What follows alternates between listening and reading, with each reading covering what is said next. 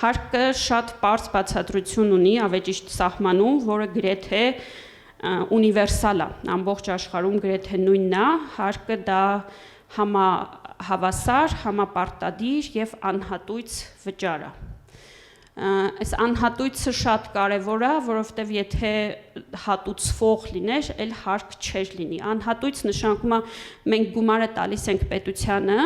ու ըստ էության պիտի մոռանանք այդ գումարի մասին։ Պետությունը մեզ դրա դիմաց եթե ոչինչ չտա, օքեյ է, հա? Այսինքն մենք ոչ մի ակնկալիք չունենք ի տարբերություն տուրքերի կամ վճարների, օրինակ վճար անում ենք, չգիտեմ, ինչ որ պետական հիմնարկում, ինչ որ ծառայության դիմաց, ակնկալում ենք, որ այդ ծառայությունը ստանանք, եթե չտրամադրեն, ասենք անձնագիր, հա? Մենք իհարկե կսկսենք կռիվանել, բա ես վճարեցի ուր իմ անձնագիրը։ Հարկերի դեպքում այդ կռիվը մենք պետության հետ չենք կարողանում անենք, որովհետև ինքը սահմանված է որպես անհատույց։ Սա առաջի ռումբն է, որը դրած է պետություն հարկատու փոխհարաբերությունների տակ, արդեն սահմանման մեջ։ Հաջորդը համապարտադիրն է, նշանակում է, որ հենց ես բավարարում եմ ինչ-որ օրենքի պայմանները, սուբյեկտիվ ու օբյեկտիվ, ես պարտավոր եմ վճարել այդ հարկը։ Նորից, ոչ մի